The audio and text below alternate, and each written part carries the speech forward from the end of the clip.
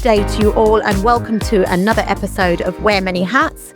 My name's Rachel and this is the podcast totally dedicated to the FM and the property industry. Today, I have a great guest with me. It is Alex Stoica. She is the Workplace Project Director at MovePlan. Welcome. Thanks, Rachel. Lovely to see you. Lovely to, join this podcast. So. This is exciting stuff. This is your first podcast as well. No pressure. It's all very relaxed. So did you come from far today? Not really. I'm like 30 minutes away from the area, so took a bus. What the business that you work for or your home? My home. Otherwise, I'm kind of across everywhere. So okay. It's a different office every single day. But wow. Yeah. It's nice here and we're in labs today and it's Friday. Great day to be at work, I say, because not many people are here, which is really strange. Everyone works from home. I know. No, it's not. So we get a little break now. So thank you. We're going to talk all about you and your journey. So let's rewind a bit. Where did it all start for you? Well, it kind of started way back in the sense of before the UK, before my first job back in Romania. Okay. I was kind of, always searching for the next big thing for me. I was really, curious as a kid. So, So you're obviously from Romania. Are you from a small town or are you from the countryside? I studied in bigger cities when it comes to the university, high school, as well in terms of education. But it was really countryside most of my life. So did you know you wanted to go to a city and move out away from Romania? Oh wow, like really ambitious then. Yeah. Okay. I remember I was watching TV.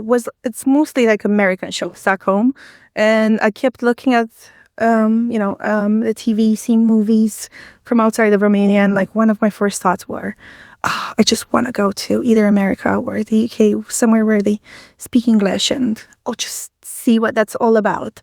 So I was 12 when I thought that, and my mom thought I was a bit, yeah, adventurous. This for sort of thing. But at the end of the day, she was a bit like, okay, just whatever you think works.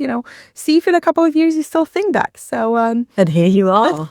It was still on my mind. So I guess it worked. Yeah. So what was your sort of first role? And I take it was in Romania. Yes. Yeah. So I actually one of my first dream jobs was becoming a teacher. So I kind of studied for that.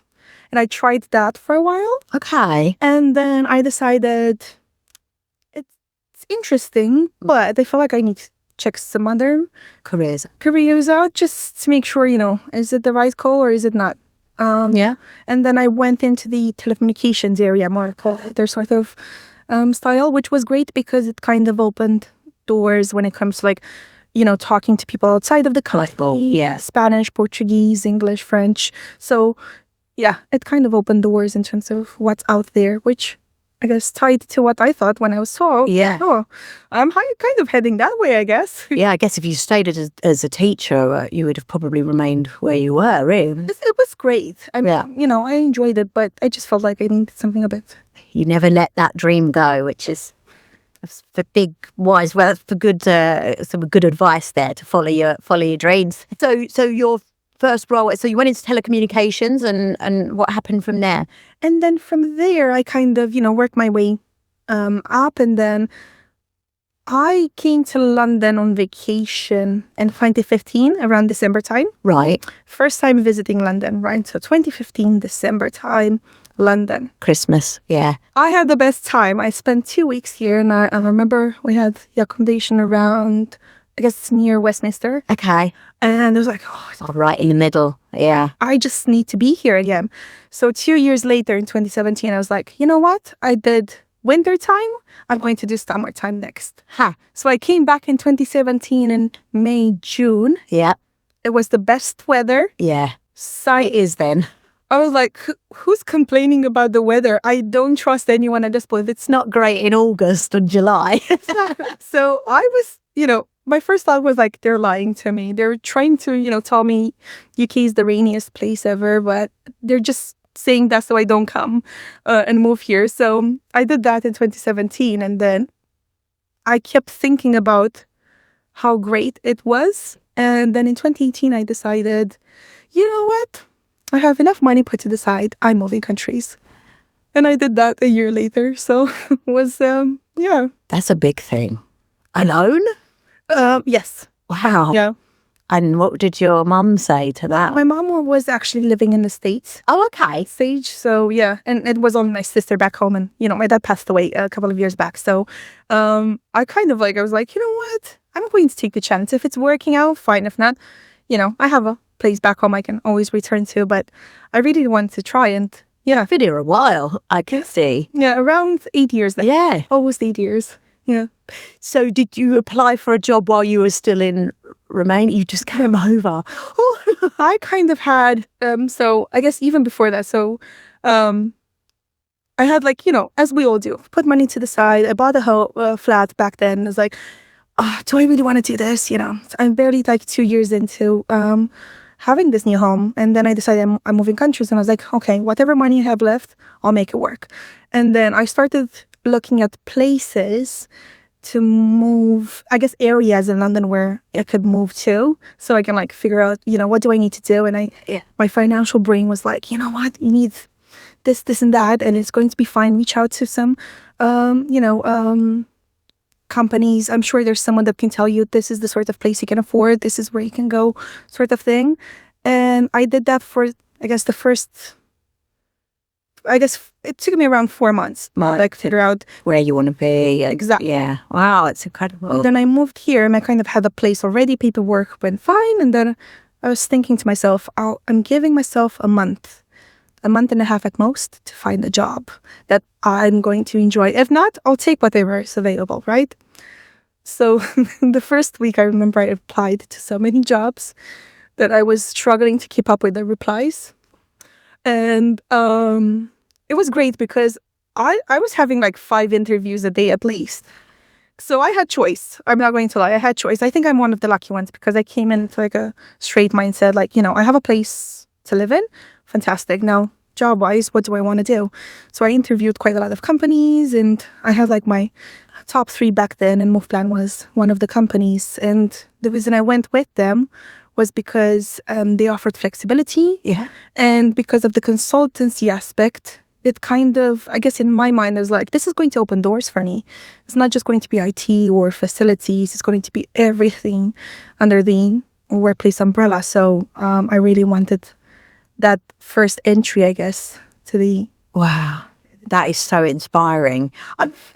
You've inspired me on the first question, let alone the whole podcast. So one of the questions here is, did you always know you were going to end up on this particular path? No, because you did the teaching side of stuff, but always knew that you were... Did you always have an interest in workplace, or was it? Not really. It was actually a surprise. I guess for me, it was more around communications and anything that has to do with a customer service, the experience itself, the sales side of things as well, because I thought to myself, I kind of enjoy doing the social side of things. So I was thinking more around that in terms of jobs, and I was trying to fit in my skills from it's what I'd done previously and see how that fits in with everything else. So but I never restricted myself to just one sector. I really wanted to find something that fits. And it was also, I guess, down to the people I was doing the interviews with, because I met Michelle and Martha back then. Yeah. They no longer work with MovePlan, but my interviews were done by both of them, right, separately.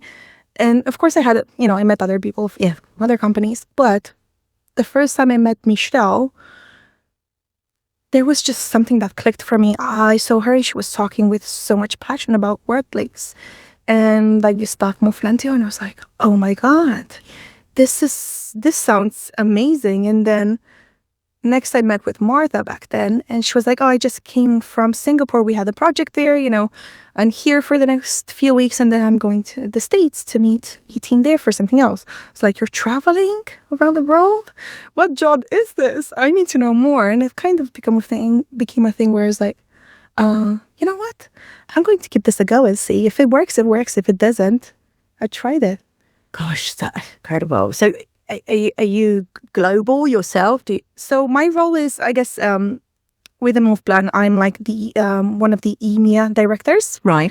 which is great. But when it comes to the clients I work with, it really depends on like the sort of, I guess, the scope of works we have, because we kind of offer services, you know, in workplace strategy, change management, project management. So depending on the project, you can have projects in Buenos Aires or in Germany or in, you know, Singapore or Seoul or something. So for me nowadays, and with the accounts I'm on, I kind of have a global role from that perspective. So my main one is really a global real estate sort of project manager sort of thing. So yeah, it really is. It suits you, if just on what you've been saying about ambition and sorry, and you know, wanting to sort of not be pigeonholed as back home in the countryside, and you had big ambitions. So you've gone for your dream, haven't you, really? A bit. And gone past it by the looks of it. Because it's not just the UK or US, you're global. Yeah, and it's great because even recently, I have a project in Paris I'm working on, and one of the things, you know, as with every project, you look at the strategy, and then it goes into every single element: technology, workplace design, you know, change management, what do you need to do from a facilities, you know, operational perspective, that sort of thing. So I joined quite a lot of meetings where these things are discussed, which is fantastic for me because I'm like, just get me everything, let us find, like, just get me the information. But one thing I learned from one of the meetings last week is that in Paris, for example, although it's not, I guess, a rule, it's more recommended to have 19 degrees as a temperature in the office. And it's something I never thought of. I'm like, temperature, well, temperature here right now is fine. Yeah, I'm not sure if it's 19 degrees. I'm going to look. I was just trying to look. I can't see on the... Yeah. And the thing is, because of workers' councils in, you know, countries like France, you need to, you know, go by the rules and make sure everything's working well for the employee. You need to look after them. So hearing that, like, that's such an interesting thing. I would have never known that. So you adapt it for other... Exactly. Well, and that's the thing. Now I need to check. Well, I don't need to. Now I'm checking for every single location. Like, do they have a recommended temperature in the office that's given from Paris? Yes. I'm curious now. I am. Right? So it's like, what's the temperature? I might ask them when I finished here at Labs, what temperatures do you set it at? Yeah, because it is comfortable in here. Yeah. Interesting. So you learn lots of different things on each project, I guess. Yeah. And another one I found quite interesting, and this was a couple of years back, we did this project in Taipei. And one of the things when it comes to design and on that side of the world is that you need to have someone, I guess it's more like a feng shui master. Right. That needs to tell you if the energy... Oh, I love that. I found that so interesting, and I was thinking, I hope they don't delay the project because we had such a short timeline, and you know, we needed to get that approval before we moved forward, right? So it was interesting to see that, you know, you're designing a space, but there's another layer added to that where you need to bring in a feng shui master to sign that off and tell you might need a fountain in the middle of the floor, and if they say that, you actually have to do it because culturally, yes, I think it's bad luck if you don't follow that advice. And that's not something I've ever thought, you know. Yeah, I'm quite superstitious. Yeah, I I'm pro. I love all that. Feng Shui. I absolutely need a Feng Shui master in my house. Give me lots of good energy. I'll drop you the contacts. Yes, let's do it. I definitely want to look into that. That's so interesting. So who or what gave you the real push in your career? It sounds like you did a lot of it yourself, but did you have any sort of... Like me, myself, and I guess from, how do I put this? So, you know, my parents, of course, they've always been very supportive and, you know, the way, like, follow your dreams, do what you think it's best for you. But I think deep down, I kind of always knew from like a young age that I wanted a bit more. So I kind of, I think that's going to be me. Yeah. Yeah. And then obviously through your career, Exactly. Other people have inspired you. Of course. I think we all have, you know, people that inspire us. If it's, you know, someone from, you know, the jobs, the work industry, or friends or family, there's always someone we look up to, like, oh, I wish I was more like this person. But I don't necessarily compare myself to others. It's really what works for me, what works for you. Good advice. So Be yourself. Yeah. yourself. Absolutely. Yes, I love that. So let's talk about an actual day in your job. So what does it look like at the moment? What are you doing? A peek behind the scenes of what you do. Quite an interesting one, because consultants, I like to think that kind of have a different sort of normal day compared to other more like internal jobs, I'd say, because you're kind of moving from project to project. There's always something that comes up and really like dynamic and just be on top of it. So I guess in terms of my role nowadays, like my main role project wise is to really work on this account where we have merger and demerger strategies and how that, applies to the different offices we're covering. And outside of that, I also have, I guess, my day-to-day role at MovePlan, which is managing the team, making sure we're all there in terms of like the operational side of things. So you've got a team as well. Yeah. Oh, so it's a big team. In my team, I have 5 people. Oh, big. True. See, consultant mindset. 5 is such a small number for me. Like, I'm so used to just 3-digit stuff. So yeah. Thanks for that. That's 5 people is quite a responsibility to me anyway. So you're running the team, day to day, and the project work that Ricky as well. So it's, I would say, busy. Yeah, but no day's the same. No day. Wearing many hats. Exactly that. It fits very well with the concept here. So, but I love every second of it, and I know, we not necessarily all love our jobs, but I enjoy it, and for me, that's enough. You've been there a while, so you're coming into your 8th year in a couple of months. It looks like from LinkedIn. So you must be very happy there. Oh, I am. Going to lie, it's been working well for me, and I guess the team element is there. We work quite well as a team. The company is great. The culture is great. So I'm, I guess, in a way, taking advantage of the fact that the projects keep coming, and which is good news. Exactly. Keeps you in a job, and the company is there. You're happy, I'm happy. So at the end of the day, it works both ways. So you do a lot of communication between, when you're in projects, you've got lots of different stakeholders that you're talking to.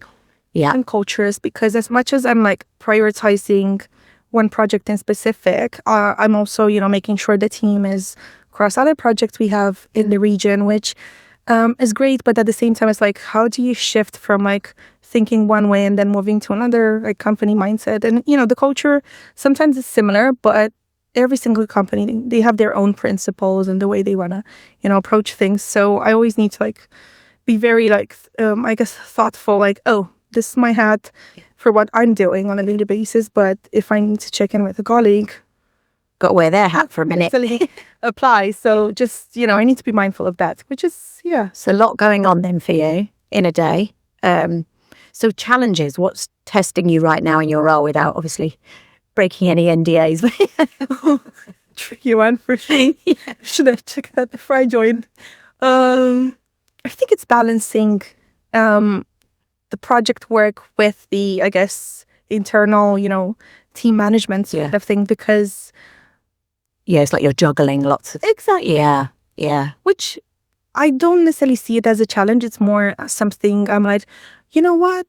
Yes, this may be different from what I've done before, but at the same time, I'm enjoying it. I'm learning from it. So it's never going to be perfect, is it? So I feel when it comes to challenges, and it's something I always tell my team, don't challenge. The word for me, it's a bit negative when you think about issue, risk. Those are big words. And when you're working in consultancy, for me, for those 3 areas, we need to have solutions. That's the consultative mindset. So I look at it as learning opportunity. Love it. Lessons. Yes. Yeah. Very good. Very good. Very good. So where do you think the industry is heading, and what excites you? Obviously, there's lots of different things, AI and ESG, which we'll come on to in a minute, but remote working and tech, we spoke a little bit about remote working. So, what sort of excites you? I guess in terms of where the industry is heading, I do see the shift being more towards people in performance rather than space, at least in the workplace, facilities, real estate world. And, if you think about it, we kind of look at it from like a technology design perspective, but you look at it, how can we, support collaboration or well-being or sustainability? So it's no longer just managing the operations. It's also about adding to the business impact in a way. So that's why there's a shift there where we're not necessarily just looking at spaces. We're kind of shifting that focus towards the people that are using those spaces. I agree. And also it's attracting people to come back to work post COVID. Obviously, I think it's a massive shift from, you can see, offices were very lovely, and some of them are beautiful, but now we have to attract people to come back into the office. Do that. That's such a tricky question. Yeah. We've been trying to do pizza and prosecco's events, for example. Of course, they attract people, but how many people can you bring in on a Friday for such an event? It's not that. Yeah. But if you do it on a Tuesday, it might work. Yeah. We're having to change things around a little bit to suit everyone. Yeah, definitely. And AI, is that a friend or a foe in your world? I would say a friend. Good. Yeah. And I'm sure, it might be a controversial opinion. And I guess at the end of the day, it does take away from certain jobs. But in my world, at least, we do need to analyze data, sometimes, surveys, utilization studies, that sort of thing. And it can make life easier and quicker. I think so. And I guess it gives you a bit more the breather, and it can help, at least it helps me focus a bit more on reading the information like in a summarized format, which if you have to, look at it, you need probably 2 extra weeks to put that data in a summary format before you can actually review it and then come up with some outputs. So it does help in situations like that. But at the same time, I'm like, I don't think I've used it enough. It's like, be able to tell, like, where is this, when will the future look like using this? But I do think there is a benefit to it. Yeah, I do. I agree. And ESG is obviously the buzzword at the moment. I mean, obviously you're global. What does this really mean to you and your work? It means a lot of things, to be honest. I think, I guess in my world, at least for my work, it does give us, I guess, the framework of what we're doing and we're able to do next.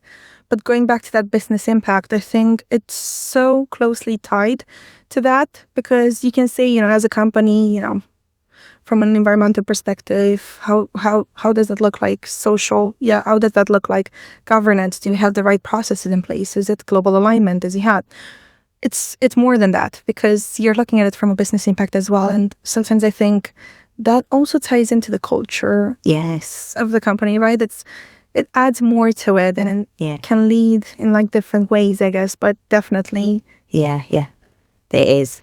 It's all moving in the right direction, at least. And agreed. If you're not involved, you're going to get left behind. That's for sure. Yeah, and even the companies I work with, because I guess as part of my role, I work with certain clients, and those clients, they might need the other services, and you need to go out for tender and just find out who can offer those services. I think we're getting to a stage where even as part of the tendering piece, certain questions need to be asked to see, are they aligning with the values and goals? Yeah, exactly. And it goes, even further than that probably, but just goes to show that it's not just one company that does it. It's really, I think, every single company is trying to do their best. That's good. It's fantastic. That's all we can do. And, that's lovely. So looking back, what moment or project are you still very proud of today? Probably like, there you go. All good to go. And I did that. That's so good. I remember Jason, he came back and he was like, how did you do this? I have no idea. Even to this day, I was able to pull that off. But I loved every second. Hard work, I would have thought. Inquisitive mind. Full on. And in all honesty, I think when it comes to projects and consultancy, it all comes down to the people you work with. Because as much as project management and you're able to track every single activity, at the end of the day, you need to know the right people to make sure decisions are being made on time, and you know exactly what the next step is. So A lot of communication, it sounds like. If you're not communicating, you're not going to find out the information that you need. and I always tell my colleagues, like, if you work in the background on something and then it's not visible to others, you can do like the best plan ever. You can have like the best project plan. But if no one sees it, it's close to nothing, isn't it? Exactly. You need to be visible, engaging. It's probably, it's part of the job, but Yeah. it's different for everyone. So Sounds very rewarding. So what's something you wish you knew when you were starting out? This is obviously directed at our younger listeners, maybe. meetings are important. Okay. Yeah. When I started, I used to think this could have been an email. Oh, right, yeah. Oh, now looking back, if I get that, but at the same time, I feel like meetings are important. And yes, some people might think it could have been an email, but I'm of the opinion that the more you discuss something, and you might have 5 meetings on the same topic in a week. Something I've learned when I did my ProSci course for change management, for a topic to stick, you need to hear it 5 to 7 times before you can actually, think about it as, oh, I need to actually come up with a plan. Yeah, meetings are important. And I know, it could have been an email, but sometimes it's best To meet. Yeah. I like it. I like that. It's good advice. So if someone came to you tomorrow saying, I want to do what you do, what would you say? When can you start? Love that. And to have some ambition by the sounds of it. Kind of. I think, and where I'm going with this is being a consultant. It's a dynamic sort of job, and it's out there, and it's social, and you need to do like lots of engagement, and you need to, I guess, be very speedy when it comes to things. It's not something you have time to think about. So if you get offered the chance to do this, it's more like you won't have enough time to think about it. You either do it or you don't. Otherwise, you miss your chance. It's that sort of the sector where things happen fast. And if you're thinking about it, well, you need to do it. Start doing it. Think on your toe. Yeah. And if finally decide 3 months later, oh, do I still want to do it? Should I do it? Like someone else is already. So be quick. Be quick. Be decisive. Exactly. Can't think on it too long. You only have one life. Yes. And, time flies. Yes, it really does. We were saying this earlier. Embrace the years because they go very quickly. All of a sudden, when we're younger, we wish we were older. And then when we're older, we wish we were younger. I wish I was back in my 20s. I still think I'm 20. Like you're 20. Thank you. So do you. So yeah, it's the vibrancy in us. We're happy-go-lucky. That's what makes us young. So let's switch off of work. What do you like to do outside your day job? Side of my day job. Did you ever switch off? Do you? Or Yeah. Good. I guess as one does, I spend time with family, friends, and I guess this is the normal for everyone, isn't it? But for me, considering how demanding my job is and how much I plan ahead, I'm balancing that in my personal life, where I'm a bit more like easygoing, relaxed. If I have for 1 week, I like to switch off. It's good. I don't need to pick up on every single email that comes my way, on a Friday. Like, it's fine. Is it really urgent? Is it not? So thinking about that balance, I still continue to have, I guess, a busy lifestyle because I do enjoy going out. I love a restaurant. I love a brunch. I love some gossip with my girlfriend. You know what? Like, it's Saturday. Yeah, I deserve this. Absolutely. Why should I be at home cleaning my house? Like, might as well just go out, have a drink, try some new cheese I saw like on my Instagram page sort of thing. So I kind of try to enjoy life as much as possible outside of work, and it's London. Yes. Yeah, it goes to show that I guess you can enjoy every single moment in a way, and it doesn't need to be something big where like, oh, I'm going to throw a party, or I'm going to go in the cinema 5 times this week. The simple things. Yes, the simple things. That's me all over. I love that. So last one, what's the best bit of advice you've ever been given or you ever give? I received a lot of great advice in my life, and I think it goes back to the curiosity I've always had from a young age. Every single time someone would tell me something, I'd be like, why? What do you mean by that? Why? Right? So it kind of opened the door for advice or knowledge from other people. But I think if I were to say one that stuck, it would be, you can do it. And I use that nowadays. I'm just thinking, because the moment I said that, I was like, oh wait, I use this in my normal conversations. Yeah. Every single time. And this came from my mom. So going back to when I was thinking, I want to do this and that and this and that. She said, you can do whatever you want to do. That will support you. You can do it. You can do it. Just think about what you want to do and how you want to do it. But of course you can do it. So don't let nothing stop you. Exactly. And well, back then it was for like small things, just having a new toy or learning, a new math calculation or something of the sort. So it wasn't big stuff, but that you can do it. I kept hearing as a kid. I feel like it kind of helped with the way I am today. And just something, I guess, I tell back to people whenever someone's like, oh, I wish I could have been more confident on this, or I wish I would have done that differently.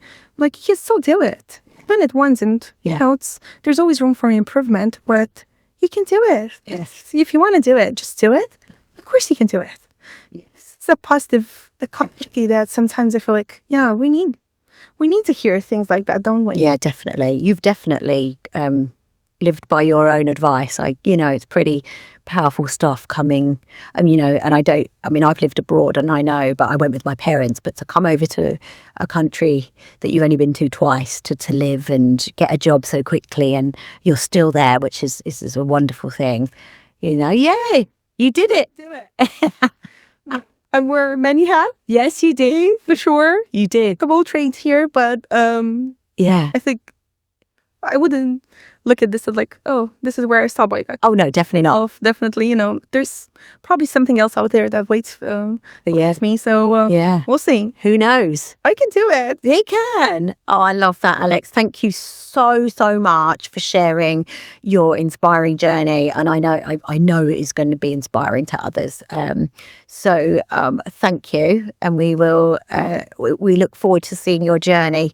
And if anyone wants to contact you on LinkedIn about anything that you've spoke about, is that okay for this?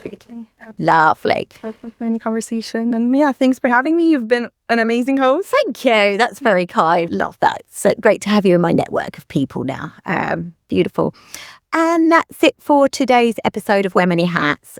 Please do share, forward on Alex's podcast interview to anyone that might be wanting to get into this type of work. And until next time, take care.